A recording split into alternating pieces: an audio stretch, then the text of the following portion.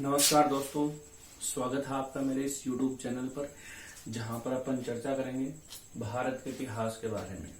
दोस्तों, जैसा कि आपको पता है, अपने राजस्थान में जो आगामी वैकेंसियां हैं, जैसे कि पटवारी है, राजस्थान पुलिस है, रीट की वैकेंसी है, इन सभी वैकेंसियों में भारत के इतिहास का एक महत्वपूर्ण योगदान है, एक महत्वपूर्ण भूमिका है।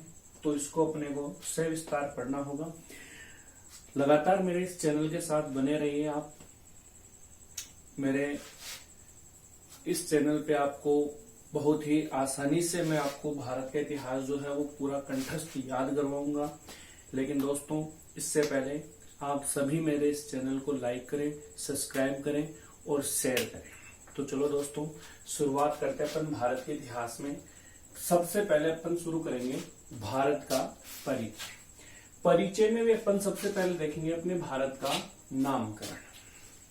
दोस्तों, अपने भारत के कई सारे नाम अपने को सुनने को मिलते हैं, जैसे कि भारत का एक नाम है भारत, दूसरा नाम है इंडिया, एक नाम भारत का मिलता है आर्यव्रत और एक नाम भारत का मिलता है हिंदुस्तान। देखो दोस्तों, भारत का नाम भारत क्यों पड़ता है? तो इसका पहला कारण क्या है कि अपने भारत में महान शासक भरत का शासन था। सम्राट भरत का शासन होने के कारण इस क्षेत्र का नाम क्या पड़ा है? भारत पड़ा है। क्षेत्र का नाम भारत है और यहाँ के जो निवासी हैं उन्हें कहा गया है भारतीय। उसके बाद में बात करते हैं इंडिया की। तो दोस्तों, भारत के ऊपर सबसे पहले प्राचीन समय में ईरानियों ने आक्रमण किया था। ईरानियों के बाद आक्रमण हुआ था यूनानियों का, और यूनानियों के द्वारा भारत को इंडिया कहकर संबोधित किया गया है। उदाहरण के तौर पे भारत आने वाला पहला जो यूनानी दूत था, उस दूत का नाम था मेगास्थनीज। कौन था? मेगास्थनीज। और मेगास्थनीज ने भारत के संदर्भ में एक पुस्तक की रचना की थी और उस पुस्तक का नाम क्या था? इंडिका।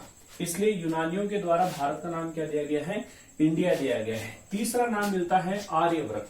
देखो, आर्यों का निवास स्थान होने के कारण इस क्षेत्र का नाम आर्यव्रत पड़ता है। और वैसे अपन जानते हैं कि आर्य जो है वो वैदिक सभ्यता के निर्माता थे।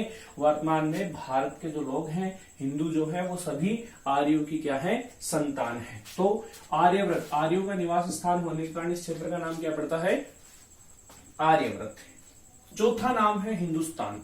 देखो, भारत का नाम हिंदुस्तान जो है वो भारत पर आक्रमण करने वाले मध्यकालीन मुस्लिम शासकों के द्वारा, या उस समय मध्यकाल में जो मुस्लिम इतिहासकार थे उन इतिहासकारों के द्वारा भारत का नाम क्या दिया गया है?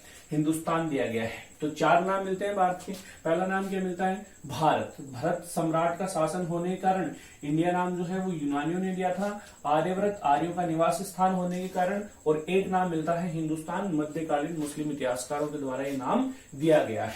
अच्छा, बात करें भारतीय संविधान की। तो देखो, भारत का जो संविधान है, इस संविधान में भारत को राज्यों का संघ कहा गया है और इस संघ का जो नाम मिलता है वो नाम है आपका भारत और इंडिया। तो ये भी याद रखना आप कि भारत के संविधान में भारत के नाम क्या क्या मिलते हैं। तो दो नाम मिलते हैं। इस संघ को भारत कहा गया है और इंडिया कहा गया है। ये बात हो गई आपकी नामकरण की। नामकरण के बाद में अपन बात करते हैं भारत की परिभाषा की। तो देखो, भारत की जो परिभाषा है वो अपने को पुराणों में मिलती है, जिनमें से एक है आपका विष्णु पुराण। विष्णु पुराण जो है, इस पुराण में भारत के संदर्भ में कहा गया है कि जैसे भारत जो है इसके उत्तर में हिमालय पर्वत श्रृंखला है, जबकि इसका जो दक्षिणी भाग है यहाँ पर आपका हिंद महासागर है। तो इसमें क्या कहा गया है पुराणों में कि हिमालय के दक्षिण में और हिंद महासागर के उत्तर में जो भूभाग स्थित है वो भूभाग ही भारत है, और इस भूभाग के निवासी जो है वो क्या कहलाते हैं? भारतीय कहलाते हैं। ये भारत की परिभाषा मिलती है। अच्छा, इसके बाद में अपन बात करते हैं इतिहास को जानने के स्रोत। तो देखो, इतिहास को जानने के कुछ स्रोत हैं, मैं उनके बारे में यहाँ पर चर्चा कर रहा हूँ। इतिहास को जानने के स्रोतों में सबसे पहले आता है आपका अभिलेख या शिलालेख, दूसरे नंबर पे आता है सिक्के, और तीसरे नंबर पे आता है ऐतिहासिक ग्रंथ जो प्राचीन समय में लिखे गए हैं, उनसे भी इतिहास को जाना जाता है। सबसे पहले बात करें अपन अभिलेखों की। आप जानते हो कि विज्ञान की जिस शाखा के अंतर्गत अभिलेखों का अध्ययन किया जाता है, उस शाखा का नाम मिलता है आपका एपिग्राफी। एपिग्राफी वह शाखा है जिसके अंतर्गत अभिलेखों का अध्ययन किया जाता है। अच्छा, अभिलेखों से संबंधित कुछ बातें। एक तो विश्व का सबसे प्राचीन अभिलेख, कई बार एग्जाम में क्वेश्चन पूछा जा चुका है। विश्व का जो सबसे प्राचीन अभिलेख है, उस अभिलेख का नाम है बोगज कोई अभिलेख या शिलालेख। देखो, बोगज कोई अभिलेख विश्व का सबसे प्राचीन अभिलेख है। 1400 ईसा पूर्व में उत्कीर्ण हुआ था। मिला है ये कहां से? आपका मध्य एशिया से। कहां से मिला है? मध्य एशिया से। कब उत्कीर्ण हुआ? 1400 ईसा पूर्व। क्या नाम है इसका? बोगज कोई शिलालेख, विश्व का सबसे प्राचीन शिलालेख। अच्छा, शिलालेखों के प्रचलन अपन भारत के संदर्भ में इनकी बात करें तो देखो, भारत में सबसे पहले शिलालेख लिखवाने वाला शासक, दो क्वेश्चन है यहाँ पर। भारत में सबसे पहले शिलालेख लिखवाने वाला शासक, तो उस शासक का नाम है आपका डेमेट्रियस। डेमेट्रियस, इसी का दूसरा नाम मिलता है आपका दारा प्रथम। डेमेट्रियस एक ईरानी शासक था। डेमेट्रियस, इसके द्वारा भारत में सबसे पहले अभिलेखों का प्रचलन किया गया था। सबसे पहले अभिलेख भारत में डेमेट्रियस या दारा प्रथम के द्वारा लिखवाए गए थे। ये ईरान का शासक था। जबकि दूसरा क्वेश्चन, लैंग्वेज थोड़ी हटके है, क्वेश्चन ये है कि भारत का वह पहला शासक जिसने सबसे पहले भारत में शिलालेखों का प्रचलन किया है, तो भारत का वह पहला शासक कौन है? आपका सम्राट अशोक है। सम्राट अशोक ने सबसे पहले भारत में शिलालेखों का या अभिलेखों का प्रचलन किया था। सम्राट अशोक, इसने अभिलेख लिखवाने में डेमेट्रियस या दारा प्रथम की नीतियों का अनुसरण किया था। तो ये बात हो गई आपकी किसकी? अभिलेखों की। इसके बाद में बात करते हैं अपन सिक्कों के बारे में।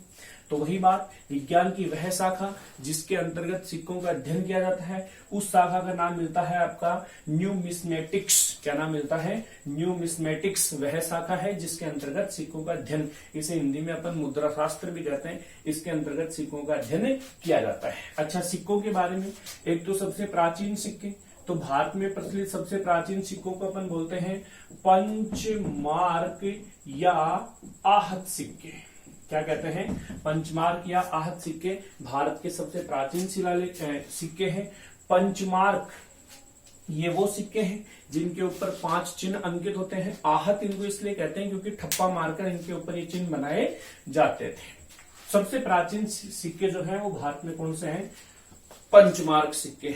अच्छा, सिक्कों के बारे में कुछ और क्वेश्चन, जैसे भारत में सबसे पहले सोने के सिक्के किन शासकों ने जारी किए थे? तो भारत में सबसे पहले सोने के सिक्के जो हैं वो आपका हिंद यूनानी शासकों के द्वारा जारी किए गए थे। किनके द्वारा?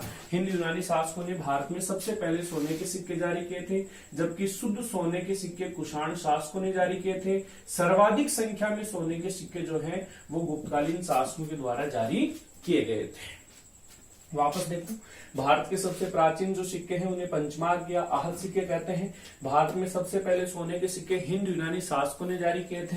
अच्छा, सर्वाधिक सबसे पहले शुद्ध सोने के सिक्के कुषाण शासकों ने, सर्वाधिक संख्या में गुप्तकालीन शासकों के द्वारा सिक्के जारी किए गए थे। इसके बाद में सिक्कों में कुछ क्वेश्चन और आते हैं, जैसे एक सल्तनतकालीन शासक था इल्तुतमिश।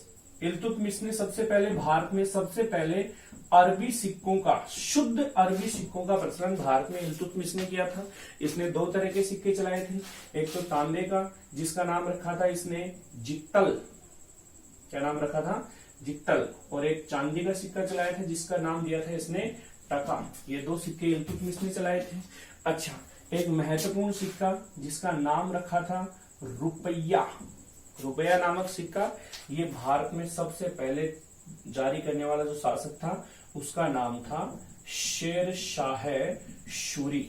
क्या नाम था दोस्तों? शेरशाह सूरी। इसने भारत में सबसे पहले रुपया नामक सिक्का जारी किया था, इसीलिए शेरशाह सूरी को भारतीय रुपए का जनक कहते हैं।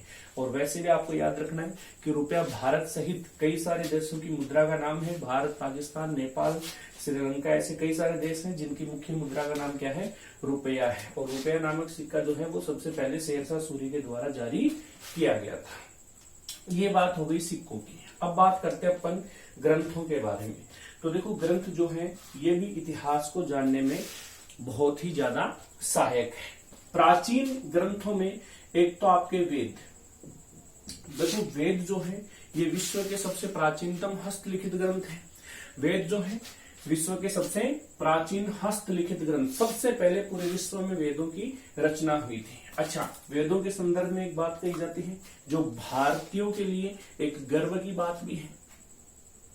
भारत को जगत गुरु की उपमा दी गई है, और वो इसलिए कहा गया है क्योंकि जब वेदों के संदर्भ में ये बात है कि जब पूरे विश्व में अंधकार था, तब अपने भारत में वेद पढ़े जाते थे, पढ़ाए जाते थे। पूरा विश्व असभ्य था, सबसे पहले सभ्यता भारत में आई थी। इसके अलावा आपके पुराण हैं, कई सारे बौद्ध ग्रंथ हैं, जैन ग्रंथ हैं, और भी कई सारी पुस्तकें हैं जो इतिहास को जानने में सहायक है। तो दोस्तों, ये था कुछ बेसिक परिचय भारत के इतिहास के बारे में।